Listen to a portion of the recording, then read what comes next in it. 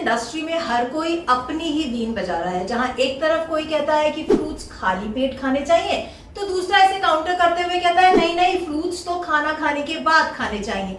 वहीं एक तरफ ये मानना है कि कच्ची सब्जियां, सैलेड्स जो है रात को सनसेट के बाद नहीं खाने चाहिए, तो दूसरी तरफ सूप एंड सैलेड्स को लाइट डिनर के नाम पे प्रमोट किया जाता है। पर इस इंडस्ट्री में अगर कोई एक बात पर बहुमत है तो वो है sugar is bad, sugar is poison. जी हाँ, शुगर जो है वो डायबिटीज का रिस्क बढ़ाता है, बॉडी में इन्फ्लेमेशन कॉज करता है, उसी के साथ साथ ओबेसिटी, यहाँ तक कि कैंसर का भी कारण है। और हम लोग एज कंज्यूमर्स बिना किसी सवाल पूछे इन सभी चीजों को सच मान लेते हैं। इन क्लेम्स की सच्चाई की गहराइयों तक पहुंचने के लिए कुछ सवाल का पूछना जरूरी है, और आज इस वीडियो में हम पूछने वाले हैं कि अलग अलग शुगर्स के बीच में डिफरेंस क्या होता है। क्या हमें सभी तरह की शुगर्स को बंद कर देना चाहिए? क्या चाय में चीनी की जगह गुड़ या हनी को डाला जा सकता है? और शुगर को चूज करते वक्त हमें किन किन बातों का ध्यान रखना है? All this and more in today's video, so let's get started.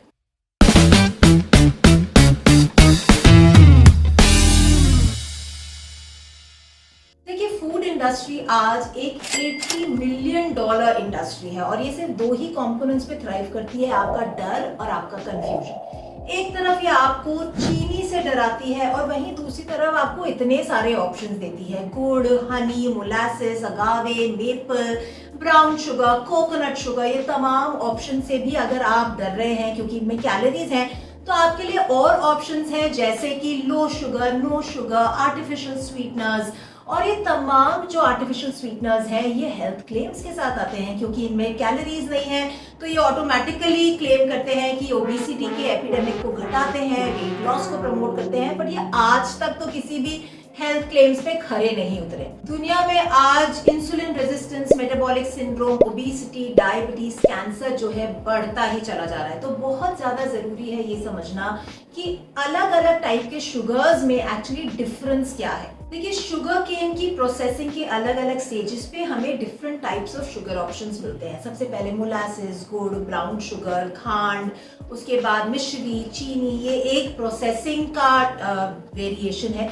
और वहीं दूसरी तरफ है coconut sugar, Honey, अगावे, maple syrup, right. ये तमाम जो ऑप्शंस हैं शुगर के, पर हर तरीके के शुगर में दो चीजें पाई जाती हैं, ग्लूकोज एंड फ्रक्टोज, राइट। तो पहले हम शुगर को जो कैटेगराइज किया जाता था वो किया जाता था on the basis of its glycaemic index. For example, अगावे syrup का ग्लाइसीमिक इंडेक्स कम है तो उसे हेल्दी माना जाता था।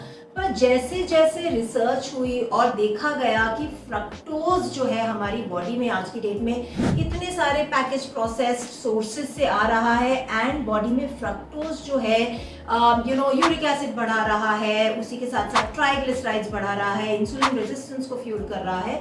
तो हम देखने लग गए कि हर शुगर को कंपेयर किया जाने लगा कि उसमें कितना परसेंट फ्रक्टोज है, और पाया गया कि अगावे सिरप में 85% तो फ्रक्टोज ही है, तो ऑटोमेटिकली उसे फिर इतना हेल्दी सोर्स ऑफ शुगर नहीं माना गया।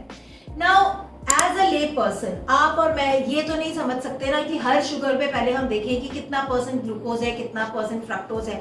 भाई, हम ये तो समझते हैं कि फ्रक्टोज जो है फ्रूट से आता है, तो क्या हमें फ्रूट खाने बंद कर देने चाहिए? हमें डर जाना चाहिए और बोलना चाहिए अरे रे हमें फ्रक्टोज नहीं खाना है क्योंकि फ्रक्टोज तो बैड है?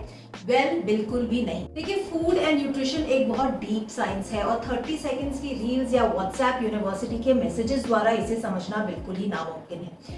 Food is information for your body, यानी जब भी आप खाना खाते हैं तो बॉडी इस इंफॉर्मेशन को डिकोड करती है, उन न्यूट्रिएंट्स को अपने मेटाबॉलिक प्रोसेसेस कैरी आउट करने के लिए इस्तेमाल करती है। फ्रूट का फ्रक्टोज बॉडी को मिल रहा है नेचुरल फॉर्म में, along with vitamins, minerals and fibre, and अपने एवोल्यूशनरी प्रोसेसेस से बॉडी जो है इस इंफॉर्मेशन को डिकोड करना जानती है और उसे यूटिलाइज कर पाती है। बट आज के टाइम में जब fructose, high fructose corn syrup के फॉर्म में हर पैकेज्ड अल्ट्रा प्रोसेस्ड फूड के माध्यम से बॉडी में जा रहा है, जो कि नेचुरल भी नहीं है, एक तरीके के डिजाइनर मॉलिक्यूल्स हैं, एडिटिव्स हैं, प्रिजर्वेटिव्स हैं, कलरेंट्स हैं उस पर्टिकुलर पैकेज्ड फूड में, बॉडी इस इंफॉर्मेशन को यूटिलाइज नहीं कर पाती और यही कारण बनता है लाइफस्टाइल डिसऑर्डर्स का।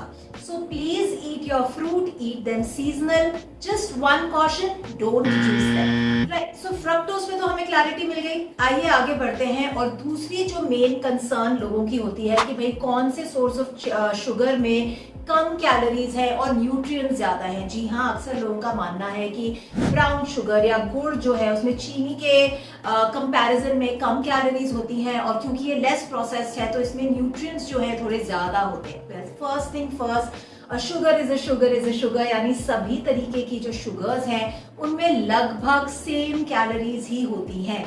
और रही बात न्यूट्रिएंट्स की, वेल आप चीनी न्यूट्रिएंट्स के लिए तो नहीं यूज कर रहे हैं ना। अगर आपको न्यूट्रिएंट्स का इतना ही ध्यान है तो अपने पैकेज प्रोसेस फूड के सोर्सेज को बंद करके घर का न्यूट्रिटिव खाना खाइए ना, उससे आपकी बॉडी को बहुत न्यूट्रिएंट्स मिल जाएंगे।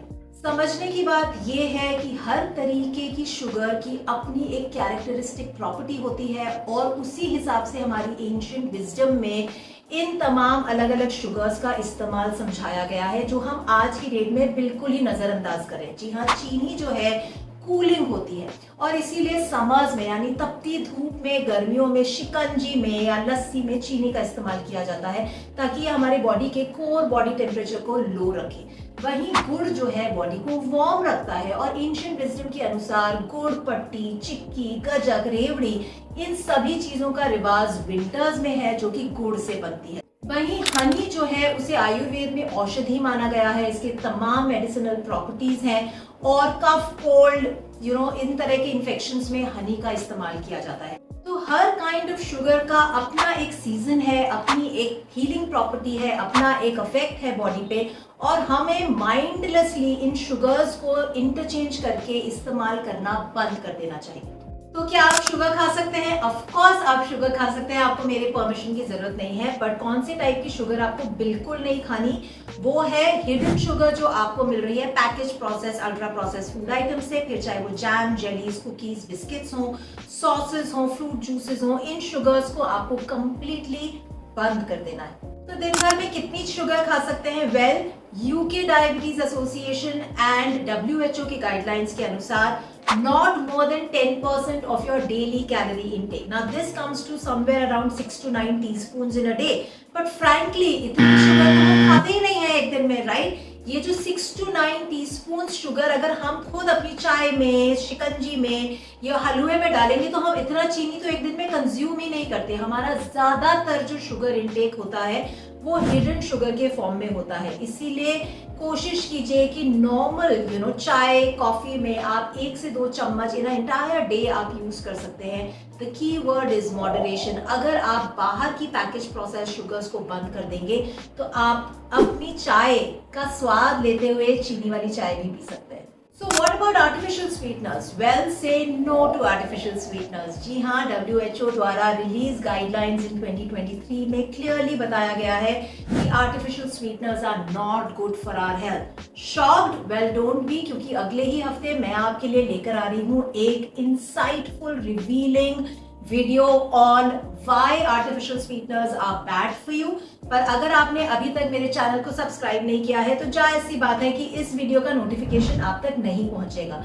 इसलिए अभी नीचे जाइए, मेरे चैनल को सब्सक्राइब कीजिए and don't forget to click on the bell icon ताकि जब ये वीडियो रिलीज हो तो इसका नोटिफिकेशन आप तक जरूर आए। तो आज का वीडियो आपके लिए कितना बलबॉन था, आपका क्या बिगेस्ट टेक अवे था, नीचे कमेंट्स में लिखकर मुझे जरूर बताइए। अगर आज के वीडियो से जुड़े आपके कोई भी सवाल हैं वो भी आप नीचे कमेंट्स में लिखकर मुझसे पूछ सकते हैं।